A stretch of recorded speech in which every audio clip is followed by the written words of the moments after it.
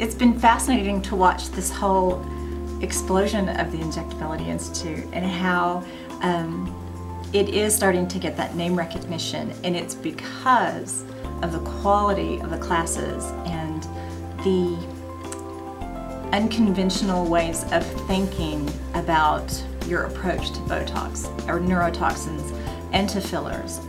You can pretty much take any of these techniques and apply them to any of the neurotoxins and any of the fillers and come out with a beautiful, natural, and I emphasize natural result at the end. And that is something that so many other people really aren't taking into consideration. It's more of a global approach. We're not going to just nitpick one little area.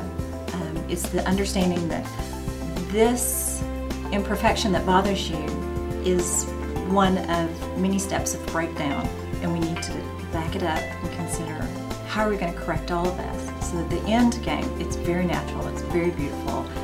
People want it. People want to look like themselves. They want to just look like a younger version of themselves, and we can deliver it through the Injectability Institute, which is, who could ask for more?